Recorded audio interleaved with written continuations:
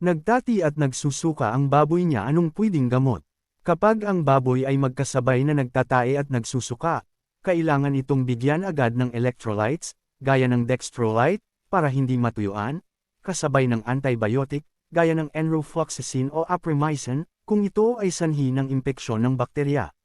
Dahil nagsusuka ang baboy, lubhang delikado kung pulos gamot na ipinapainom ang ibibigay dahil isusuka lang niya ito. Ang mga injectable o turok na gamot ang pinakamabisang unang lunas sa ganitong sitwasyon. Narito ang mga dapat ibigay at ang maikling paliwanag sa bawat isa. Isa, electrolytes, panlaban sa dehydration. Ano ang ibibigay? Dextrolite o Vime electrolyte. Kung may alam kang magturok ng dextrose, injectable, mas mainam dahil diretsyo ito sa katawan. Kung banayad pa lang ang pagsusuka, maaaring ihalo ang electrolyte powder sa malinis na tubig. Paliwanag, ang pagtatae at pagsusuka ay mabilis rumahistro ng pagkaubos ng tubig at asin sa katawan, dehydration, ng baboy. Ito ang madalas na ikinamamatay ng alaga at hindi ang mismong sakit. Binabalik ng electrolytes ang lakas ng baboy. 2. Antibiotics, panlaban sa impeksyon.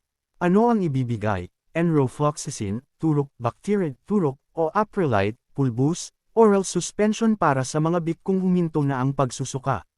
Paliwanag, ginagamit ito kung ang sanhi ay masamang bakterya sa tiyan gaya ng E. coli o Salmonella. Pinapatay ng antibiotic ang mikrobyo para huminto ang pinsala sa bituka. 3. Panlaban sa lagnat o sakit, analgesic. Ano ang ibibigay? Paracetamol o ketoprofen injectable, gaya ng mga veterinary brand na may mga sangkap na ito.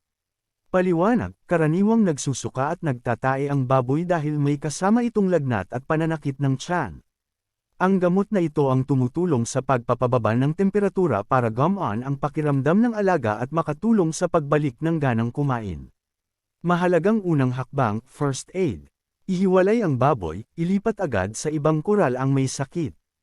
Ang mga sakit na nagdudulot ng pagsusuka at pagtatae, gaya ng PED o porcine epidemic diarrhea at TGE, ay napakabilis makahawa sa iba pang alaga. Patigilan muna sa pagkain, huwag munang piliting pakainin ng feeds ang baboy habang nagsusuka. Hayaang makapahinga ang tiyan nito ng ilang oras, ngunit siguraduhing may inuman silang tubig na may electrolytes. Panatilihing mainit ang paligid, lalo na kung mga bik ang tinamaan, maglagay ng initan o sapal dahil madali silang lamigin kapag may sakit. Paalala, ang sabay na pagtatae at pagsusuka ay maaari ring sintomas ng malulubhang viral disease, gaya ng ASF o PED. Pinakamainam pa rin na kumonsulta sa inyong lokal na veterinaryo o municipal agriculture office para sa tamang turok base sa timbang ng inyong baboy. BIOPHARMACHEMIE Dagdag 3. Upang matulungan kitang matukoy ang tamang lunas, maaari mo bang sabihin? Ilang buwan o gaano kalaki na ang mga baboy? Bik pa ba o inahin, barako?